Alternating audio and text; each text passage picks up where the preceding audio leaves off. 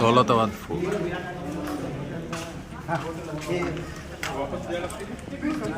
এর এই দুটো দরজা আজও পর্যন্ত একই রকম আছে, কতটা পোক্ত সেটাই বোঝা যায়। আর ওতে যে কাঁটাগুলো লাগানো আছে, ওগুলো লাগানোর মূল কারণ হচ্ছে যাতে হাতি কখনো আক্রমণ না করতে পারে। হাতির আক্রমণ থেকে যাতে ওকে বাঁচানো যায় সেই কারণে। এখানে আছে বিভিন্ন ব্যারেলের তোপ, এগুলো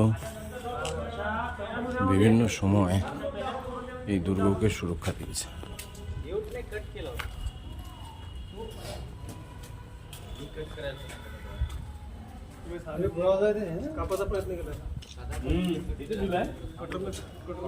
এটা মূল ফটকের সামনে লাগানো আছে।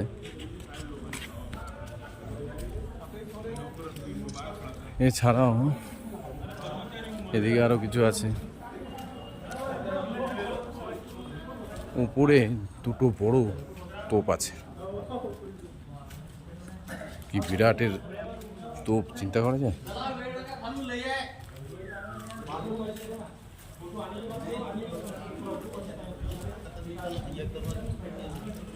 যুদ্ধ এবং মানুষ মারার কত রকমের। এটা দ্বিতীয় দরজা। আর এই ফোর্টের একটা আশ্চর্য হচ্ছে এর ডিজাইন। এর প্রত্যেকটা টার্নই 90 ডিগ্রি। যখন সৈন্যদল কখনো বা প্রথম বা দ্বিতীয় দরজা ভেঙে যদি এগিয়েওছে, তাহলে তাকে এই তার টার্ন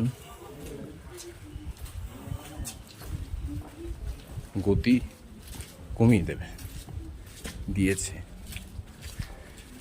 তারপরে তীব্র আক্রমণ কখনো করে ওঠা যায়নি। আর এই ফোর্টের যে সুরক্ষা কবচ, সেটা সামনে গেলে দেখা যাবে। ওই সুরক্ষা কবচ ভেঙে কেউ কখনো অস্ত্র দিয়ে তো কমসে কম এই ফোর্ট দখল করতে পারেনি। এই ফোর্ট যখনই দখল হয়েছে, তখন সেই প্রাচীন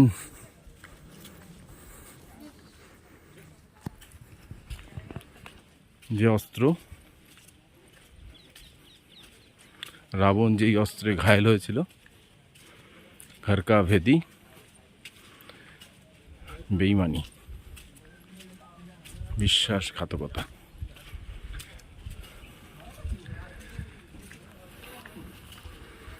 সেই উপরে মূল ফোর্ট। কিন্তু ওই পর্যন্ত কেউ, কোনো শত্রু কোনোদিন যেতে পারেনি।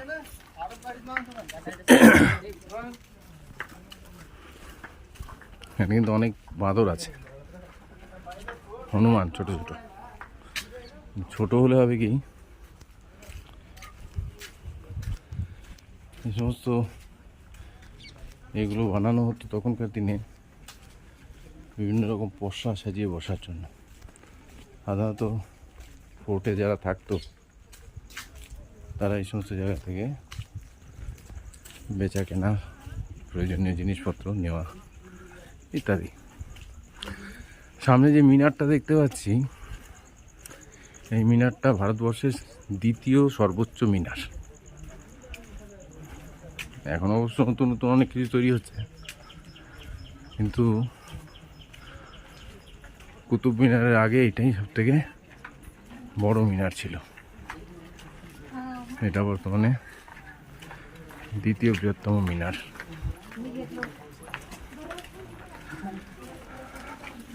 আর এই যে প্রাচীন বানর সেনা, চলো হাঁটতে গাই, তারপর আবার দেখাচ্ছি। এই হলো দুর্গের তৃতীয় সুরক্ষা কবচ এবং তার গেট।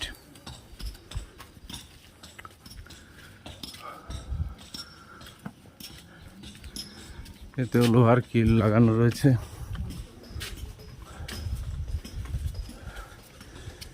এবং কি পোক্ত দরজা, আর বলার প্রয়োজন রাখে না। আবার সেই 90 ডিগ্রি, এটা চতুর্থ দরজা। বড় কি জিনিস,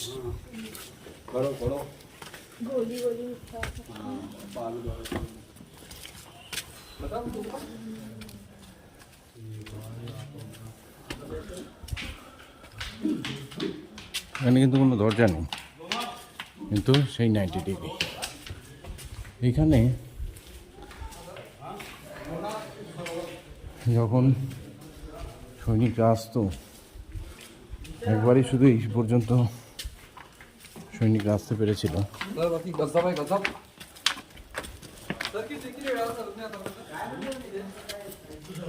যে উঁচু জায়গাগুলো, ওখানে সৈনিকরা লুকিয়ে থাকতো এবং যখনই 90 ডিগ্রি বাঁক নিয়ে সৈনিকরা ঢোকার চেষ্টা করতো, তখনই সৈনিকরা ঝাঁপিয়ে পড়তো এবং শত্রু সৈনিককে ঘায়েল করত।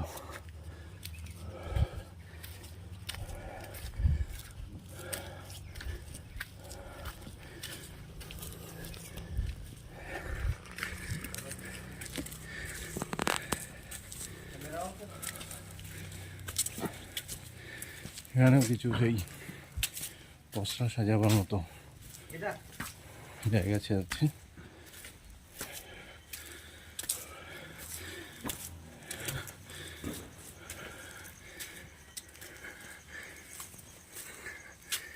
এটা তখনকার দিনের অফিস টফিস হিসাবে ব্যবহার হতো। হ্যাঁ, তুমি যাবে না? জল দাও।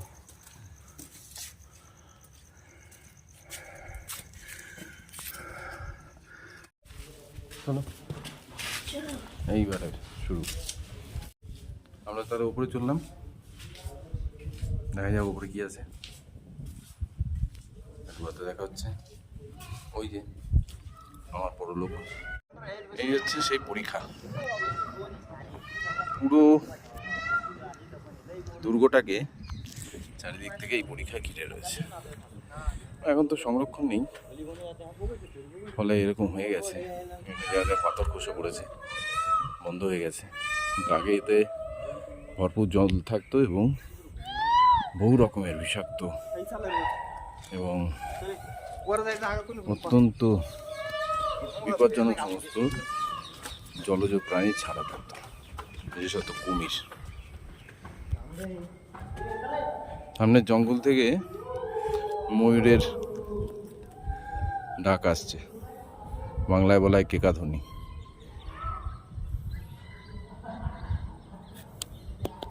আমরা আরো উপরে যাব। উল্টোপাল্টা কেন করছি?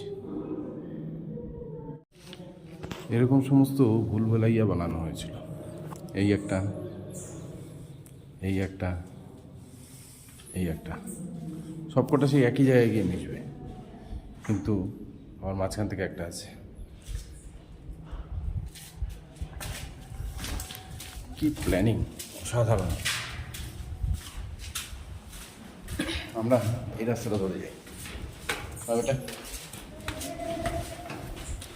ऊपर जाने का रास्ता यही है? जी जैसे जाओ आराम से। हाँ अच्छा बेटा, অসাধারণ। মাথা দিয়ে বার করেছিল, কার মাথা থেকে বেরিয়েছিল?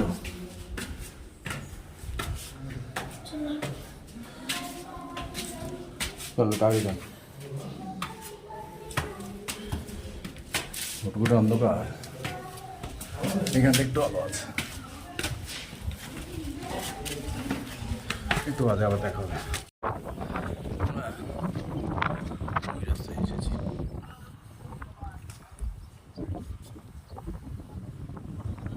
উপরের দিকে উঠো না। সেই মিনার ওইখানটা থেকে আমরা এই পরীক্ষা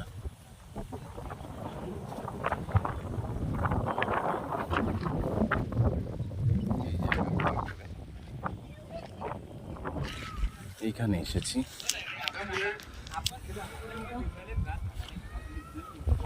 আমাদের এই রাস্তা উপর দিকে উঠে যেতে হবে অনেকটা, যতটা এসেছি তার থেকেও বেশি। একটু বাদে আবার দেখা হবে। এই উপরের দিকে উঠছি।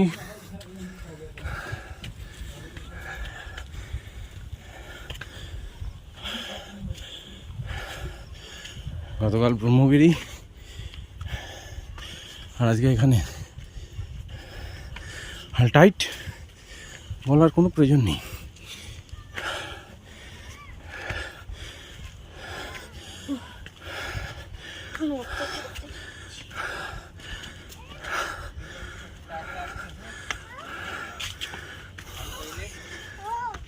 কেল্লা ছোট না হোক, কেল্লার খানিকটা দেখা যাচ্ছে। আমরা এখন এখানটা বসে পড়বো।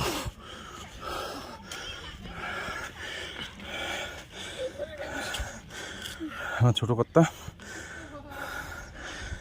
হাল খারাপ।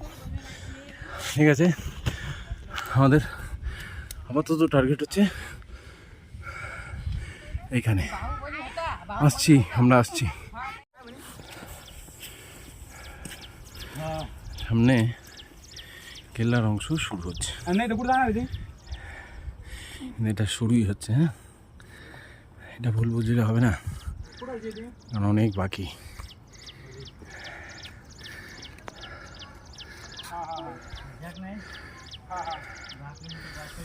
বেটা একটু রেস্ট নিয়ে নাও। ওটা উঠে বসো না বাবা।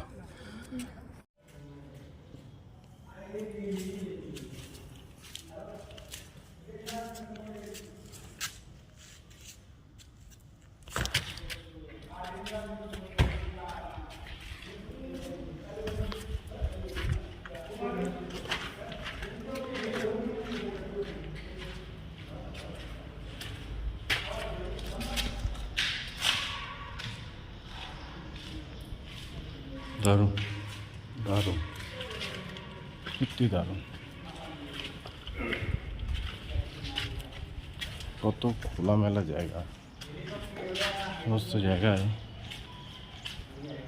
সমস্ত রাজা মহারাজাদের সম্ভবত পছন্দ। দুটো কোনো কথা নেই, অসাধারণ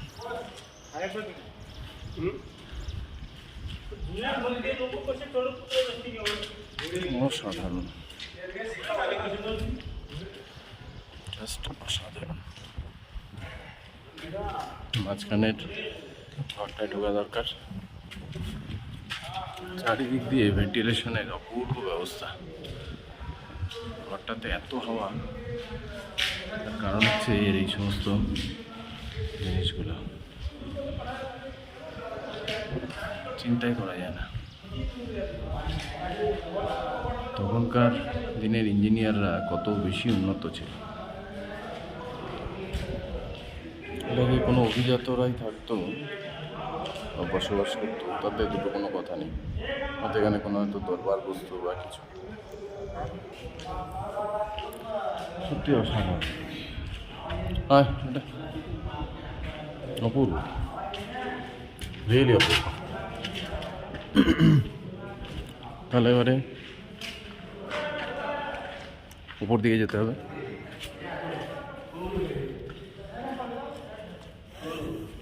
চলো এটা আর উপরের দিকে।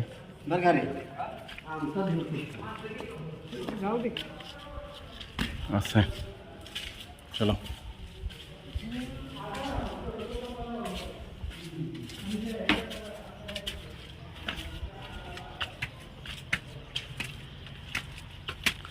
মিস্ত্রিগুলোর বর্তমান অবস্থা খুব একটা ভালো না,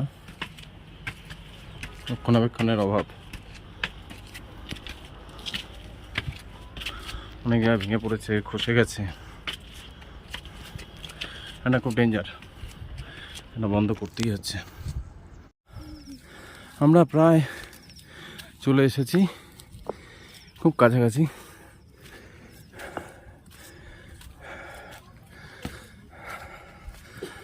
আর বেশিটা না, খুব ধীরে ধীরে, স্লোলি।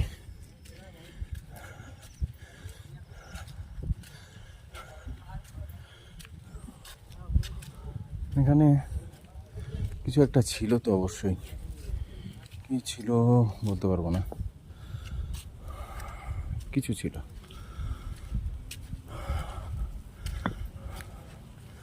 আমরা আর খুব জোর 50-100 সিঁড়ির মধ্যে রয়েছি। কিছু একটা ছিল, বলছি না।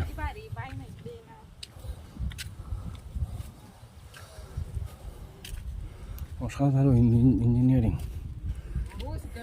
অসাধারণ। এটা একটা বড় তোপ। আর এটা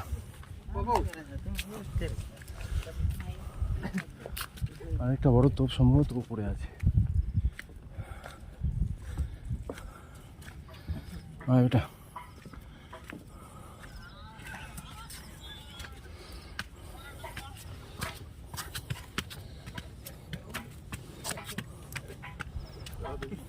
বেটা বস।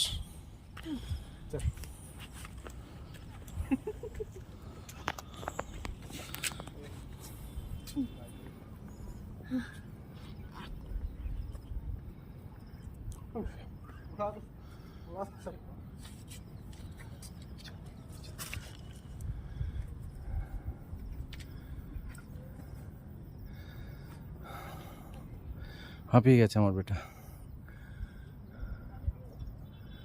হাঁপাবার মতো অবস্থায়। একবার এর 360 ডিগ্রি।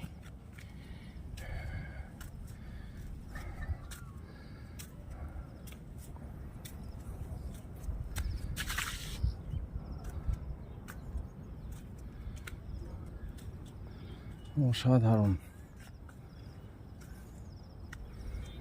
এটা যে ইঞ্জিনিয়ারের মাথা থেকে বেরিয়েছিল, যে আর্কিটেক্ট, সে কি জিনিস ছিল, তাই কি না? এটা এই দুর্গের আরেকটা বড় তোপ।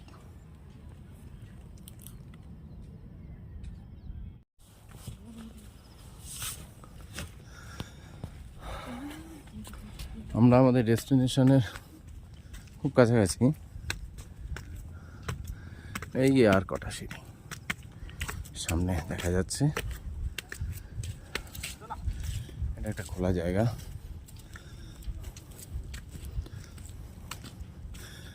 রাজারা মনে হয় এখানে সকালবেলা হয়তো মর্নিং ওয়াক করতো, কিছু তো একটা করতোই, শরীর চর্চা, ব্যায়াম চর্চা, কি করতো বলতে পারবো না। আমরা আপাতত এর মাথায় উঠছি, খুব সাবধানে রেলিং ধরে। চলো।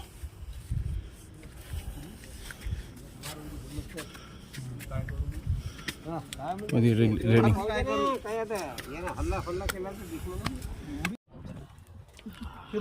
আমরা আজকে এই দুর্গ জয় করেছি, সবাই মিলে আমরা দুর্গ জয় করেছি। फतेह किया, दुर्गा भी हमारा है, कोई छीन नहीं सकता। ठीक है ना? हाँ। इतना लंबा, हाँ ठीक है। দুর্গ জয় করাটা সহজ, দুর্গ বাঁচিয়ে রাখাটা খুব কঠিন। সেই কারণে আমরা বাঁচিয়ে রাখার কোনো চেষ্টা করব না। যার দুর্গ সেই বাঁচাক, আমরা শুধু নিচে চলে যাব, বাস। চারদিকটা একটু দেখে নিই, বুঝে সুঝে নিই সব কিছু। এখনো অনেক লোক আসছে। এটা দিয়ে আমরা এসেছিলাম।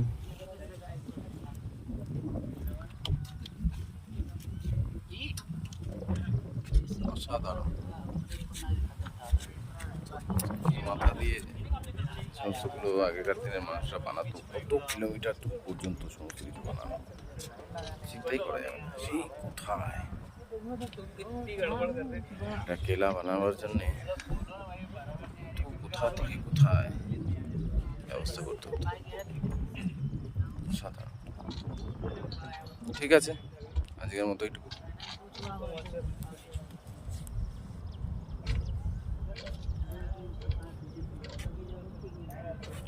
আপাতত আমাদের বাপ্পাটাকে ছুটি দিন। Thank you very much. এগুলো প্রতি কটা দরজার সামনে একটা দুটো করে বসানো থাকতো। এগুলো সমস্ত লোহা দিয়ে বা পাথর দিয়ে বড় বড় হাঁড়ি বানানো। এগুলোর মধ্যে সমস্ত করের টাকা, হুন্ডির টাকা সব জমা পড়তো এর মধ্যে।